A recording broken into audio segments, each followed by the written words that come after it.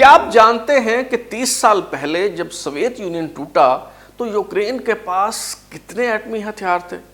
دسمبر 1991 میں union of Soviet socialist republic یعنی U S S R کا بٹوارا ہوا تو برطانیہ، فرانس یا چین نہیں بلکہ یوکرین دنیا کی تیسری بڑی ایٹمی طاقت تھا۔ آج روس کے پاس 4500 وار ہیڈز ہیں، مگر تب یوکرین کے پاس 5000 جوہری ہتھیار موجود تھے۔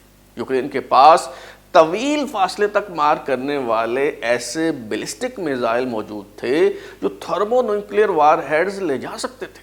مگر پھر ایسا کیا ہوا کہ یہ طاقتور ترین ملک اس قدر کمزور ہو گیا کہ آج اپنا دفاع کرنے سے بھی قاصر ہے اور یورپی ممالک سے تعاون کی بھیک مانگنے پر مجبور ہے؟ دنیا کو ایٹمی جنگ کے دہانے تک لے جانے کا ذمہ دار کون ہے؟ روس یا پھر امریکہ؟ اس جنگ کا ممکنہ نتیجہ کیا نکل سکتا ہے؟ ترازو کی نئی سیریز یوکرین روس تنازع حقیقت کیا ہے میں ہم یہی پہلی سلجھانے کی کوشش کریں گے۔ اس سلسلے کی پہلی قسط کے ساتھ میں ہوں بلال غوری اور آپ دیکھ رہے ہیں ترازو۔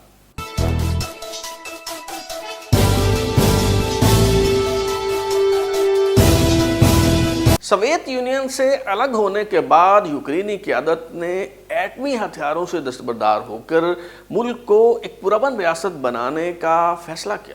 ولادیمیر تولبکو جو نیوکلیئر بیس کمانڈر تھے اور اب یوکرینی پارلیمنٹ کے رکن منتخب ہو چکے تھے، انہوں نے اس فیصلے کی بھرپور مخالفت کی اور اصرار کیا کہ طاقت کا توازن برقرار رکھنے کے لیے یوکرین کے پاس ایٹمی ہتھیار ہونا ضروری ہے۔ مگر یوکرین، بیلاروس اور قازقستان نے NPT یعنی نیوکلیئر پرولیفریشن ٹریٹی پر دستخط کر دی۔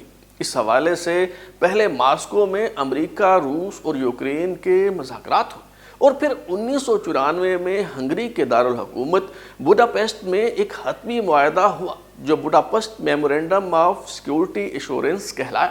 اس معاہدے کے روح سے امریکہ، برطانیہ اور روس نے یقین دلایا کہ اگر یوکرین ایٹمی ہتھیاروں سے دستبردار ہو جائے تو اس کی خود مختاری کا احترام کیا جائے گا، کوئی ملک جارحیت کا مرتکب نہیں ہوگا، اور اگر کسی ملک نے یوکرین پر حملہ کیا تو امریکہ، روس اور برطانیہ اقوام متحدہ سے رجوع کر کے یوکرین کے دفاع کو یقینی بنائیں۔ بوڈاپیسٹ میمورنڈم کے تحت دفاع کی ضمانت حاصل کرنے کے بعد یوکرین نے ایٹمی ہتھیار روس کو لوٹا دی۔ مئی 1996 میں یوکرین نے جوہری ہتھیاروں کی آخری کھیپ روس کے حوالے کی اور یہ معاملہ ختم ہو گیا۔ یوکرین کے غیر مسلح کیے جانے کو امریکی صدر بل کلنٹن کی بہت بڑی کامیابی تصور کیا گیا جب یوکرین کو NPT پر دستخط کرنے کے لیے قائل کیا جا رہا تھا تو پاکستان میں میاں نواز شریف وزیر اعظم تھے۔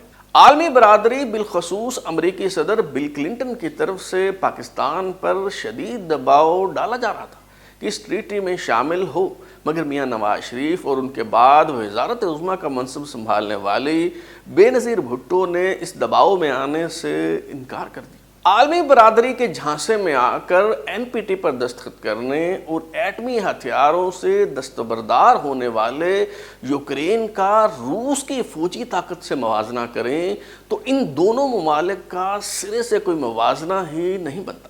روسی افواج کا 64 کلومیٹر طویل فوجی قافلہ جو یوکرین کے دارالحکومت سے 30 کلومیٹر کے فاصلے پر موجود ہے، اس میں 1,90,000 فوجی شامل ہیں، جبکہ مجموعی طور پر روس کے پاس 9 لاکھ فوج موجود ہے۔ یوکرین کے پاس 132 جنگی جہاز ہیں، جبکہ روس کے پاس 1391 جنگی طیارے ہیں۔ روس کے پاس 49 سب میرینز ہیں، جبکہ یوکرین کے پاس ایک بھی نہیں ہے۔ یوکرین کے پاس صرف 55 ہیلی کاپٹر ہیں، جبکہ روس کے پاس 948 ہیلی کاپٹر ہیں۔ یوکرین دفاع پر $4.7 بلین خرچ کرتا ہے، جبکہ روس کا دفاعی بجٹ $45.8 بلین ہے۔ یوکرینی صدر ولودیمیر زیلنسکی بار بار نیٹو سے مدد مانگ رہے ہیں اور یورپی ممالک اقدامات کے بجائے محض بیانات پر انحصار کر رہے ہیں۔ بعض افراد کو روس کے صدر ولادیمیر پوٹن اور یوکرین کے صدر ولودیمیر زیلنسکی کے نام کے حوالے سے بھی کنفیوژن ہوتی ہے۔ دراصل یہ ایک ہی نام ہے جس کی نسبت 10ویں صدی عیسوی میں اس خطے پر حکمرانی کرنے والے پرنس ولودیمیر سے ہے۔ روسی زبان میں اسے ولادیمیر کہتے ہیں جبکہ یوکرینی زبان میں اسے ولودیمیر کہا جاتا ہے۔ بہرحال یوکرینی صدر ولودیمیر زیلنسکی نیٹو سے مسلسل یہ اپیل کرتے رہے ہیں کہ یوکرین میں نو فلائی زون نافذ کیا جائے تاکہ روس کی فضائیہ بمباری نہ کر سکے، لیکن نیٹو کی طرف سے اس اپیل پر مثبت جواب نہیں دیا گیا کیونکہ نو فلائی زون نافذ کرنے کے بعد یوکرین کی فضاؤں میں آنے والے روسی جنگی جہازوں کو مار گرانا پڑے گا اور اس سے عالمی جنگ کا آغاز ہو سکتا ہے۔ اس حوالے سے نیٹو کے سیکرٹری جنرل جینس ٹولنبرگ کوڑا جواب دے چکے ہیں۔ Allies agree that we should not have NATO planes operating over Ukrainian airspace or NATO troops on Ukrainian territory. اس جنگ کا نتیجہ کیا نکلے گا؟ اس سوال کا جواب ڈھونڈنے کی کوشش بھی کریں گے، مگر پہلے یہ جاننے کی کوشش کرتے ہیں کہ ان حالات کی ذمہ داری کس پر عائد ہوتی ہے۔ آپ نے انگریزی کا یہ جملہ تو سنا ہوگا، the first casualty when war comes is truth، یعنی جب جنگ ہوتی ہے تو سب سے پہلے سچ کی موت واقع ہوتی ہے۔ یوکرین پر روسی حملے کے بعد بھی یہی کچھ ہوا۔ ولادیمیر پوٹن دور حاضر کا ہٹلر ہے، اس کا دماغی توازن درست نہیں، یہ دنیا کو ایک اور عالمی جنگ کی طرف دھکیل رہا ہے۔ اس کے جارحانہ اور توسیع پسندانہ عزائم کی قیمت سب کو ادا کرنی پڑے گی۔ یوکرین نیٹو میں شامل ہو یا نہ ہو، اس سے روس کا کیا لینا دینا؟ کیا ولادیمیر پوٹن اس خطے کا ماما لگتا ہے؟ اس طرح کی باتیں سننے میں آ رہی ہیں، لیکن بات اتنی سادہ اور سیدھی نہیں ہے۔ 1962 میں جب فیدل کاسترو کیوبا کے حکمران تھے تو USSR نے وہاں جوہری ہتھیار لے جانے والے میزائل نصب کر دیے۔ تب بھی کمیونسٹ بلاک میں جانے کا فیصلہ کرنے کا حق تو فیدل کاسترو کو تھا، مگر امریکہ کیوں بھڑک اٹھا؟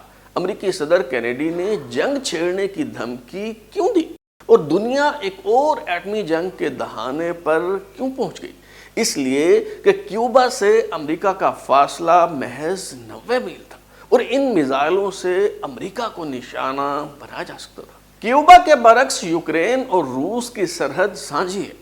روسی حکمران یوکرین کو ویسے ہی اپنا بیک یارڈ سمجھتے ہیں جیسے پاکستان افغانستان کو اپنا بیک یارڈ خیال کرتا ہے۔ 1979 میں جب union of Soviet socialist republic یعنی USSR نے کابل میں قدم جمائے تو پاکستان نے اسے اپنی قومی سلامتی کے لیے خطرہ سمجھا۔ روس کی تشویش کا اندازہ یوں لگایا جا سکتا ہے کہ اگر میکسیکو اور کینیڈا جن کی سرحدیں امریکہ سے ملتی ہیں، اگر یہ دونوں ملک چین سے فوجی اتحاد کر لیں، چین کی فوج اس خطے میں قدم جما لے اور چین یہاں بیلسٹک میزائل نصب کر دے تو کیا امریکہ یہ سب گوارا کر لے گا؟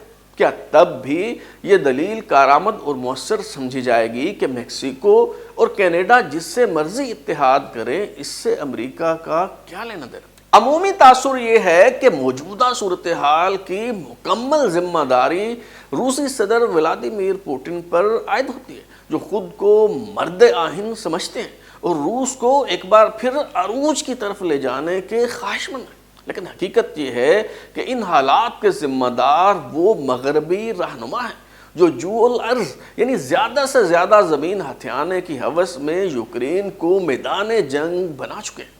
یورپی یونین اور نیٹو نے کس طرح اس جنگ کی راہ ہموار کی؟ اس سوال کا جواب تلاش کرنے کے لیے ہمیں تاریخ کی ورق گردانی کرنا ہوگی اور جاننا ہوگا کہ نیٹو کے دائرہ کار میں بتدریج کس طرح اضافہ ہوتا چلا گیا۔ دوسری جنگ عظیم کے بعد جب USSR فاتح کے طور پر ابھر کر سامنے آیا تو 1949 میں امریکہ اور کینیڈا نے 10 یورپی ممالک کے ساتھ مل کر ایک فوجی اتحاد تشکیل دیا جس کا نام نارتھ اٹلانٹک ٹریٹی یعنی نیٹو رکھا گیا۔ نیٹو کے منشور میں سب سے اہم آرٹیکل 5 ہے جو یہ کہتا ہے کہ اگر کسی ایک رکن ملک پر حملہ ہو تو باقی سب ممالک مل کر اس کا دفاع کریں گے۔ امریکہ اور کینیڈا کے علاوہ برطانیہ، France, Italy, Norway, Belgium, Denmark, Netherland, Portugal, Iceland اور لگزمبرگ اس فوجی اتحاد کا حصہ بنے۔ 1952 میں یونان اور ترکی کو بھی نیٹو اتحاد میں شامل کر لیا گیا، جبکہ 1955 میں مغربی جرمنی نے نارتھ اٹلانٹک ٹریٹی میں شمولیت اختیار کر لی۔ 1955 میں ہی مشرقی یورپ کے کئی ممالک نے یو ایس ایس آر کے ساتھ مل کر نیٹو کے مقابلے میں فوجی اتحاد تشکیل دیا، جو وارسا پیکٹ کہلایا۔ اس وقت میرے عقب میں جو نقشہ آپ دیکھ رہے ہیں، یہ نیٹو کے توسیع پسندانہ عزائم کی بھرپور عکاسی کرتا ہے، اور اس سے معلوم ہوتا ہے کہ کس طرح نیٹو کا دائرہ کار بتدریج بڑھتا چلا گیا۔ دسمبر 1991 میں سوویت یونین ٹوٹ گیا تو Ukraine, Belarus, Central Asian states, Baltic states جیسا کہ لٹویا، لتھوانیا اور ایسٹونیا آزاد ہو گئی۔ وارسا پیکٹ میں شامل ممالک کی وفاداریاں تبدیل کروائی گئی۔ یوں روس کا اثر و رسوخ گھٹتا اور نیٹو کا دائرہ کار بڑھتا چلا گیا۔ دیکھتے ہی دیکھتے ایسٹونیا، لتھوینیا، پولینڈ، جمہوریہ چیک، سلوواکیا، ہنگری، رومانیا، سلوینیا، کروشیا، مونٹینیگرو، البانیا، شمالی میسیڈونیا اور بلغاریہ نیٹو کی صف میں شامل ہو گئے۔ ان ریاستوں کی نیٹو میں شمولیت پر روس نے تحمل اور برداشت کا مظاہرہ کیا، کیونکہ ایک تو یہ بہت چھوٹے ممالک تھے، اور دوسری بات یہ تھی کہ روس ابھی شکست خوردہ تھا اور اس حوالے سے کوئی رد عمل ظاہر کرنے کی پوزیشن میں نہیں تھا۔ مگر پھر ایک ایسا واقعہ ہوا جس نے سرخ ریچھ کو مشتعل کر دیا۔ سرد جنگ کے خاتمے کے بعد نیٹو کو روس کی دہلیز تک لے جانے کی کوشش کی گئی۔ اپریل 2008 میں نارتھ اٹلانٹک ٹریٹی آرگنائزیشن کا بخارا میں اجلاس ہوا، جس کے بعد یہ اعلامیہ جاری کیا گیا کہ نیٹو ممالک یوکرین اور جارجیا کی طرف سے نیٹو میں شمولیت کی خواہش کا خیر مقدم کرتے ہیں، اور آج کے اجلاس میں اس بات پر رضامندی ظاہر کی گئی ہے کہ جارجیا اور یوکرین کو نیٹو میں شامل کر لیا جائے۔ روس کے نائب وزیر خارجہ نے بخارا کانفرنس کے اعلامیے پر فوری رد عمل ظاہر کرتے ہوئے کہا کہ جارجیا اور یوکرین کی نیٹو فوجی اتحاد میں شمولیت بہت بڑی تصویراتی غلطی ہے، اور یورپی ممالک کے لیے اس کے بہت سنجیدہ نوعیت کے نتائج برآمد ہوں گے۔ روسی صدر ولادیمیر پوتن نے بھی یورپی ممالک کو متنبہ کیا کہ جارجیا اور یوکرین کو نیٹو فوجی اتحاد میں شامل کیے جانا روس کو براہ راست دھمکی دینے کے مترادف ہے۔ مغربی ممالک نے اس انتباہ کو جوتے کی نوک پر رکھا اور ان ممالک کو کمیونسٹ بلاک سے نکال کر مغربی بلاک میں شامل کرنے کی کوششیں جاری رہیں۔ اگست 2008 میں روس کی جارجیا سے 5 روزہ جنگ ہوئی، لیکن معاملات پوائنٹ آف نو ریٹرن تک نہ پہنچے۔ یوکرین کے صدر یانوکووچ، جو نیٹو اور یورپی یونین میں شمولیت کے لیے مذاکرات کر رہے تھے، انہیں روسی صدر ولادیمیر پوتن نے مغربی ممالک سے کہیں اچھی ڈیل آفر کی تو انہوں نے مغربی بلاک میں شامل ہونے سے انکار کر دیا۔ اس موقع پر امریکہ بہادر نے اپنا مہلک ترین ہتھیار جمہوریت استعمال کرنے کا فیصلہ کیا اور بازی پلٹ دی۔ سوچے سمجھے منصوبے کے تحت یوکرین کے صدر یانوکووچ کے خلاف احتجاجی مظاہرے شروع ہو گئے۔ رفتہ رفتہ ان مظاہروں کی شدت بڑھتی چلی گئی۔ روسی صدر ولادیمیر پوتن نے یوکرین کو $15 بلین کا قرضہ دینے کا اعلان کیا، مگر حالات بگڑتے چلے گئے۔ جنوری اور فروری 2014 میں ان احتجاجی مظاہروں نے پرتشدد ہنگاموں کی صورت اختیار کر لی اور روس نواز صدر یانوکووچ 22 فروری 2014 کو ملک سے فرار ہو کر روس میں پناہ لینے پر مجبور ہو گئے۔ یانوکووچ کے رخصت ہونے کے بعد 25 مئی 2014 کو انتخابات ہوئے تو پیٹرو پوروشینکو یوکرین کے صدر منتخب ہو گئے، اور پھر آئندہ صدارتی الیکشن میں ایک کامیڈین ولادیمیر زیلنسکی کو صدر منتخب کر لیا گیا۔ جب یانوکووچ کا تختہ الٹ دیا گیا تو روس نے جزیرہ نما کرائمیا پر قبضہ کر لیا۔ بلیک سی میں موجود جزیرہ نما کرائمیا کو نکیتا خروشیف نے یوکرین کے حوالے کیا تھا، مگر اب اسے ایک ریفرینڈم کے ذریعے واپس لے لیا گیا۔